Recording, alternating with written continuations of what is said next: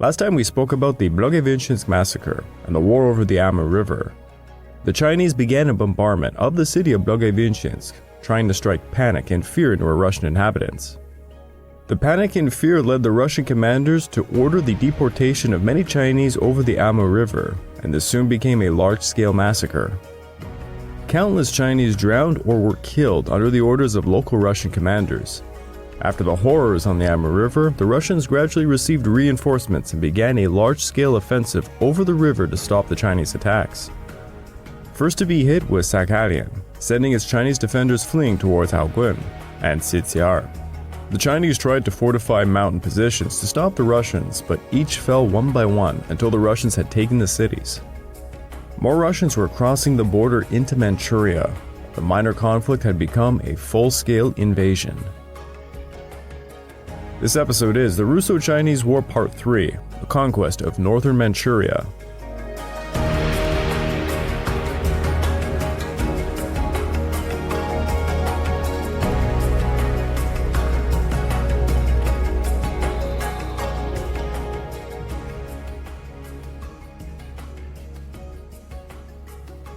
Welcome to the Fall and Rise of China podcast. I'm your dutiful host, Craig Watson.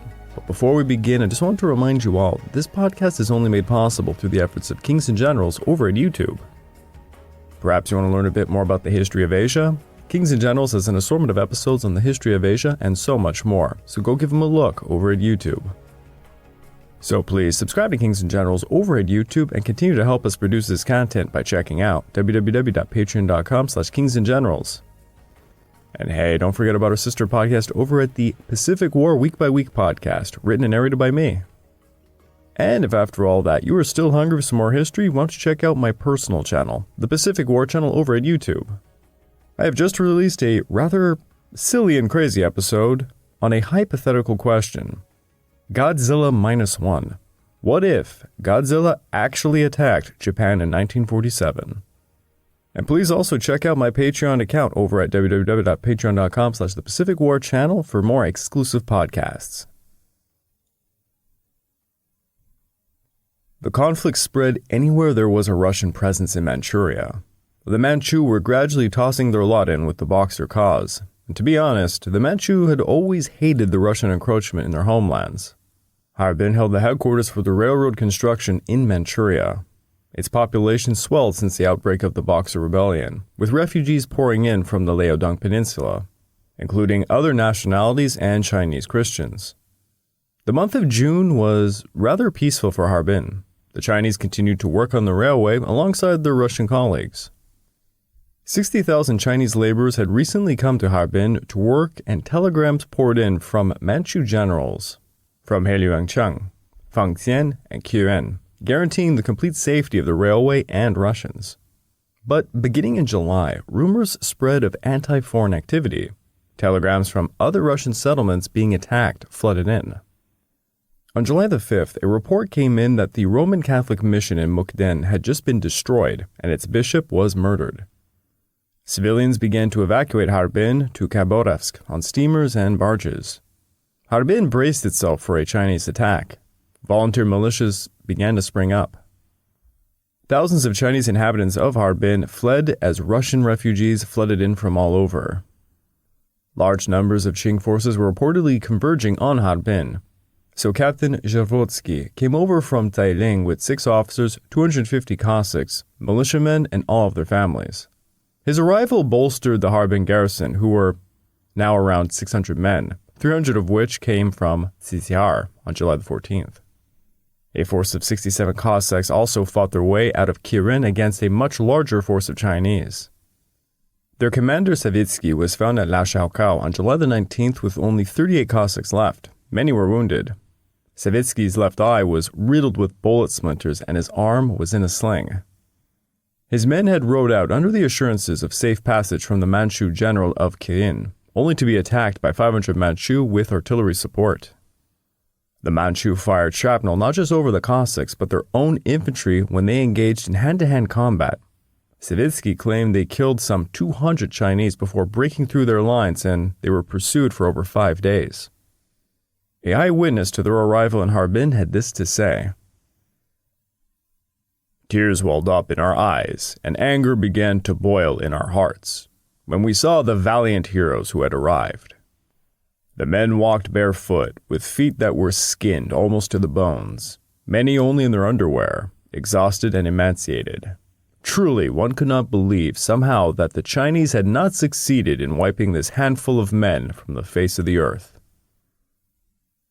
Luckily for Harbin, on July the 21st, a steamer arrived to her dock from Khabarovsk, carrying 1,000 rifles, ammunition, and 4 companies of reservists.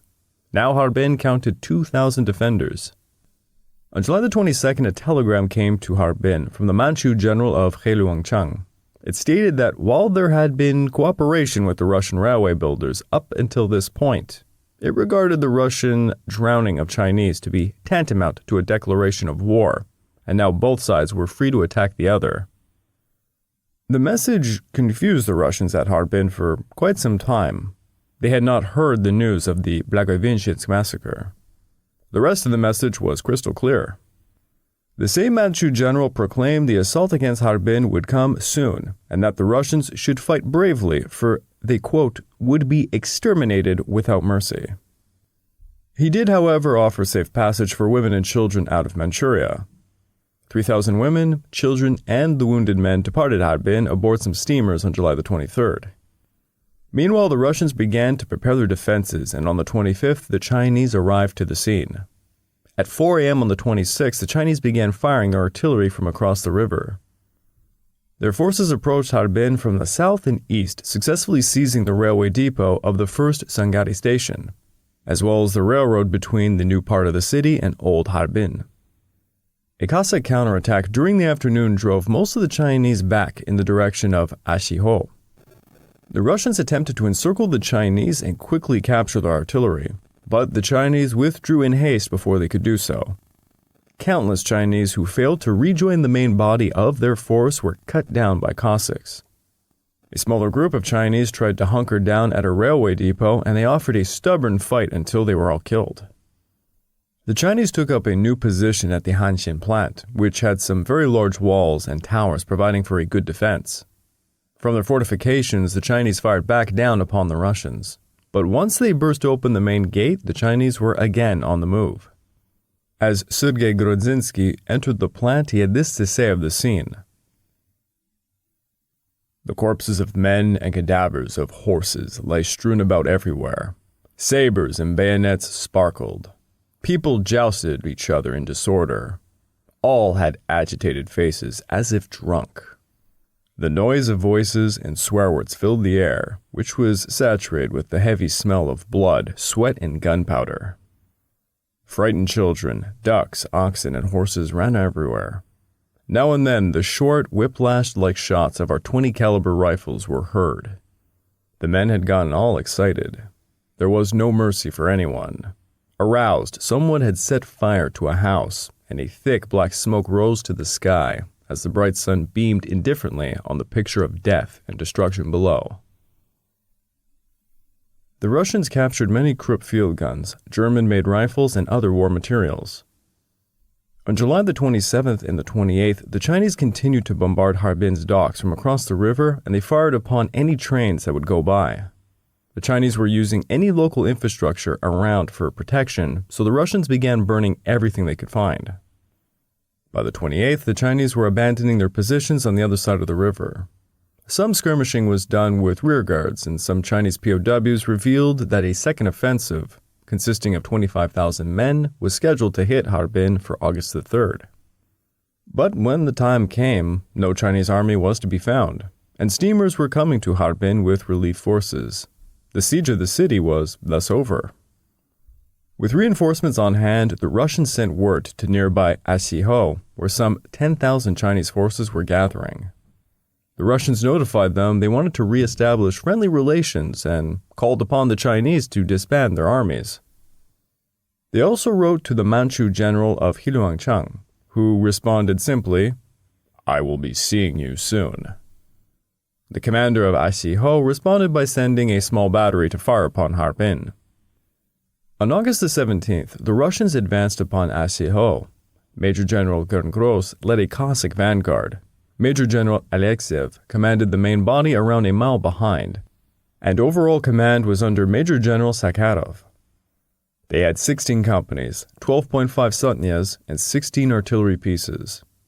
By the 18th, they reached Ashiho, and they sent word to the Manchu commander asking him to surrender, and he replied he would disband his forces when General Sakharov compensated China for the destruction of the Peiyuntang, Saxin, and other places damaged while withdrawing from Manchuria at the same time. It seems his words were braver than his actions, for when the Russians stormed the gates, they would find the city in a state of evacuation. Cossacks with artillery support stormed the city from the west and east, cutting off the fleeing Chinese. A large number were killed. Many others were taken prisoner. The commander of the 4th East Siberian Rifle Regiment was appointed Commandant of Ashiho. The major objectives of the Russians in Manchuria by this point was to defeat the Qing forces allying themselves to the Boxers, to secure the railroad construction, and to secure the Amur River navigation. For logistical purposes, the job was divided in two. North Manchurian campaigns were led by Lieutenant General Grzyzikov, and the Southern Manchurian campaigns were under Vice Admiral Alexeyev. Russia sought to recover the main railway line of the Chinese Eastern Railway that ran from the Transbaikal region to Tzizihar, Harbin, Pogranичная, and Nikolsk-Ussuriyski. Alongside this, the Russians also needed to seize Kirin and Mukden to consolidate their control over the region.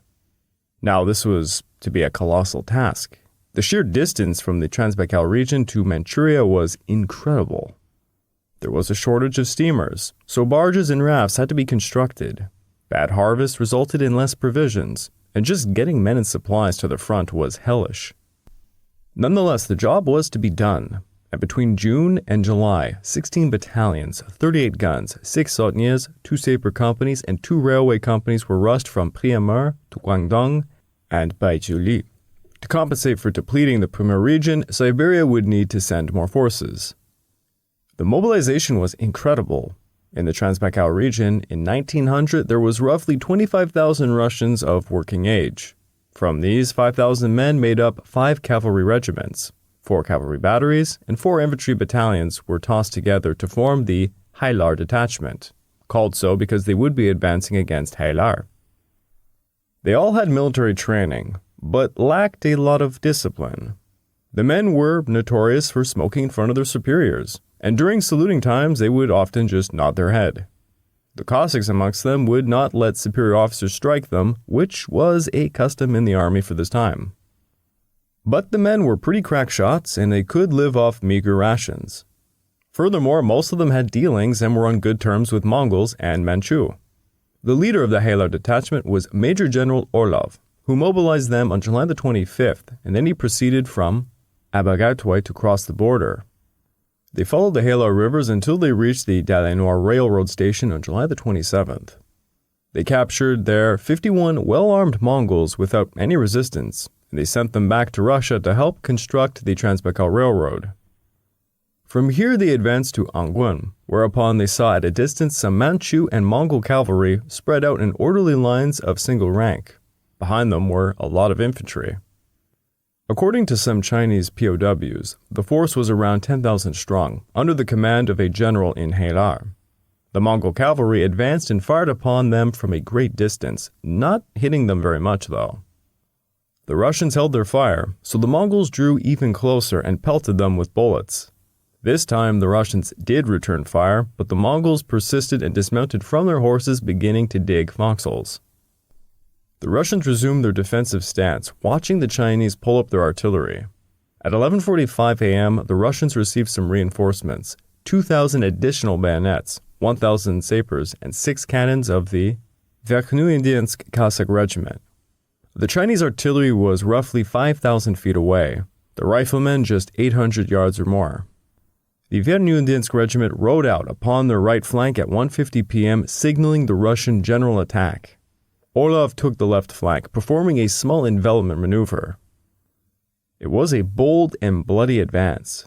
At 2:10 p.m., the Russian artillery began to fire, and it was so deadly accurate, the Chinese artillery quickly evacuated, unable to properly return fire. At 2:25 p.m., Orlov tossed some reserves into the advance, and soon the Russians were charging across an open plain, driving the Chinese from their hill position. The mounted Cossacks pursued any retreating Chinese forces who were seen tossing their weapons and equipment as they ran. Orlov got caught up in the chase and excitement and was almost shot while a staff officer screamed at him, "Sir, you're being shot at!" Some Boxer forces stood their ground defiantly against Cossack sabers, being butchered down on the spot. The Russians had only 8 deaths and 17 wounded and claimed an incredible 900 casualties for the Chinese. Orlov then sent his mounted forces to pursue the enemy and perform reconnaissance of Halar's defense, which his scouts reported were being abandoned. Orlov ordered a Cossack battery to rush to Halar during the night of August the 1st as he led more men against the nearby Erdingyi. The roads were littered with abandoned equipment, but Orlov received a new report in the morning. Halar was not abandoned after all. There was a call for help at the Halar front, so Orlov sent 2 sotnias of the 4th and 6th battalions, and he personally came by August the 3rd. Upon seeing the reinforcements, the Chinese began to abandon the city, and Orlov would have his dinner inside Halar that very day. Halar was a small district city, but it was important strategically for the Chinese Eastern Railway's construction. Orlov formed a supply depot at Halar, not only for his detachment, but for other Russian forces going through the area. Upon seeing the taking of Angwin and Halar, the Mongols realized the Russians were much stronger than the Manchu. The Mongols began abandoning the Chinese, and they fled to their homelands to wait out the conflict. Meanwhile, General Bao, one of China's more able commanders, realized that the loss of Halar was significant, and he began to approach the region from the greater Hussein Mountains, with a force 7,000 strong. Cossack patrols reported Bao's advance to Orlov, and Orlov decided to go out and meet him on the field. On August the 14th, the Russians took up a position at Yaokoshi, just some 23 miles east of Halar. The two forces would clash at 2 p.m., and the battle would rage for many hours. The brunt of the fighting was felt by the Transbaikal Cossack battalions, who charged into Bao's left flank. A severe thunderstorm broke out during the battle, and Orlov used it to conceal a held-back reserve battalion that he used to charge right into the right flank of the Chinese. When both flanks were being hit, Orlov called for a general forward assault. General Bao was a well-recognized figure, and some Russian sotnias came across his dead body on the battlefield before they crashed into a Chinese rearguard by 10 p.m. The Chinese had routed, and enraged by the intensity of the battle, the Cossacks ran them down quite hard. The victory at Yaokoshi would give Russia control over the western part of Manchuria up to the greater Hussein Mountains. On the mountains, a newly formed detachment under General Chao Min established a heavily fortified position. A flying detachment led by Bulatovich was sent to the Hussein Mountains on August the 19th, and he approached the Chinese positions on the mountain to prod their defenses a bit. Bulatovich personally led a small group to drive out a Chinese forward post near a bridge so most of his forces could get across the river to venture into the foot of the mountains. A full reconnaissance was performed, while the rest of the Halar detachment were 40 miles away en route. On August the 20th, without waiting for reinforcements that were due to Halar that very moment, Orlov advanced. Orlov took his forces to seize the Mientahao Station, Halaukao Station, and the Ailukautao, from which, at a moment's notice, he could help Bulatovich's position, being just 10 miles away or so. Orlov ordered his forces to slowly push into the mountains, proclaiming to the men, "Well done, Verkhnudin's Cossacks. With God, let's see what the mysterious greater Hussein Mountains is like." From 3 different locations the men advanced. Orlov planned to cross over a ridge 20 miles south of the Chinese position to get behind their rear and to cut off the road towards Tsitsiar. While planning his attack, Orlov received word that Beijing had just been taken by the Eight-Nation Alliance on August the 14th, and that Harbin had just been occupied by the Russians as well. At 5 a.m. on August the 23rd, Bulatovich began an envelopment maneuver while the main body advanced with Orlov.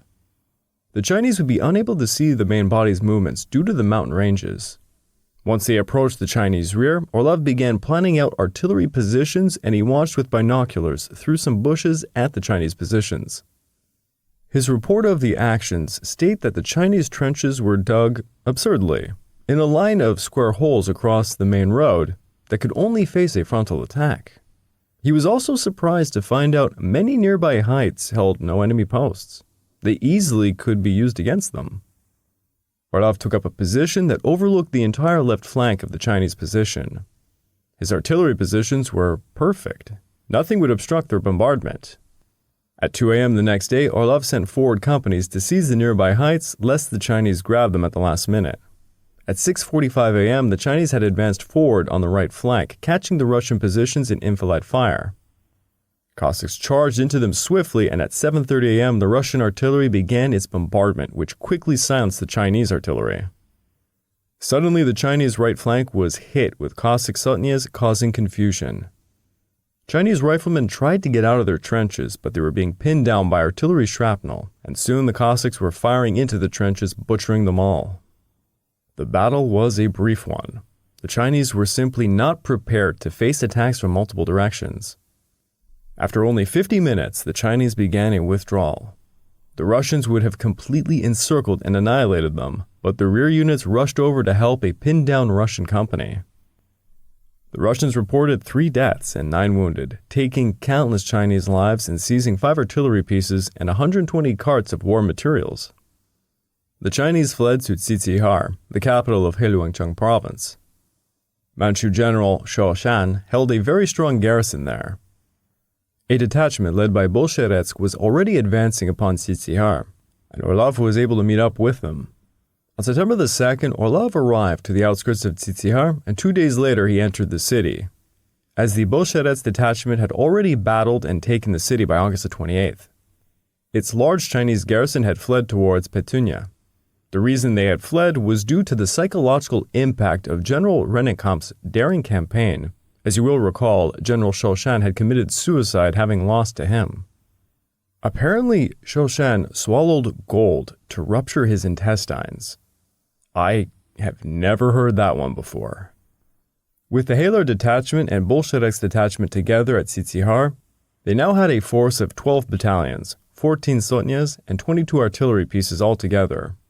Orlov sent orders for Rennenkampf to take 12 sotnyas and 6 cavalry guns to advance upon Petunia, while he would follow behind. Petunia was around 200 miles away, and the Russians would have to ford the Noni and Sangari rivers to get there. Rennenkampf managed to get to Petunia in 5 days, and he found it sheltered about 1,500 Chinese infantry and 150 cavalry units. A Qing official named Li rode out to parley with Rennenkampf, asserting to him that they had 5,000 men and asked for an armistice of 2 days. Rennenkampf replied that his detachment would be within Petunia that very evening and that by 6 a.m. all the Chinese must come to his camp and lay down their arms. Rennenkampf really does seem like a badass, doesn't he? At 6 a.m. on September the 12th, the Chinese cavalry, fully armed, approached the camp and made a display of surrendering their arms. Then the Chinese infantry followed suit. Chinese forces were herded away to help construct the railroad. On the 19th, the main body reached Petunia. There, Orlov and the other commanders decided to hit Kirin city, the capital of Kirin province. Mounted Cossacks were sent south of the Sangari River to hit Kirin from the south, while the main body would advance north of the Sangari to hit Kirin from the north. Rennenkampf elected himself to perform a reconnaissance, and he set out on September the 22nd with 2 sotnyas. At 3 p.m., the village of Taishiho, which lies on the junction of Mukden and Kirin, was attacked by Rennenkampf's force. Rennenkampf was nearly speared to death during the attack, but they managed to fight off the Chinese. At 7 a.m. on the 23rd, Rennenkampf arrived to Kirin, and a bearer of a flag of truce came out. The flag bearer asked for an armistice, and again, Rennenkampf rejected this and literally just galloped into Kirin and headed for the governor's mansion. Honestly, this guy fancies himself some kind of Julius Caesar. 220 Chinese cavalry who guarded the mansion were quickly surrounded and disarmed. Within Kirin, Rennenkampf captured 69 modern rifles and 5,000 other rifles of various dates, which he tossed into the Sangari River. Rennenkampf had thus taken a fortified city holding 120,000 inhabitants with just 200 Cossacks. It was an unbelievable feat. But in reality, Prince Qing had actually ordered the governor of Kirin to suspend all hostilities against the Russians. I bet Rennenkampf forgot to mention that part in his action report, just like Julius Caesar would have done. With Kirin in their hands, Orlov's detachment turned back to Harbin, where he would soon receive orders to return home as the Transbaikal Cossacks could tend to their farms, just in time for harvesting. Rennenkampf would remain in Kirin until the arrival of Major General Krzyzanowski with 4 squadrons of dragoons, 1 Chitnya Cossack Sotnya, and the 3rd Transbaikal Cossack Battery, and a mounted train of artillery on September the 26th. Rennenkampf took his small force to Tering, where Russian forces were preparing for a large offensive against Mukden. Orlov's campaign was an extremely fast one. His forces covered extreme distances, going 20 miles or so per day.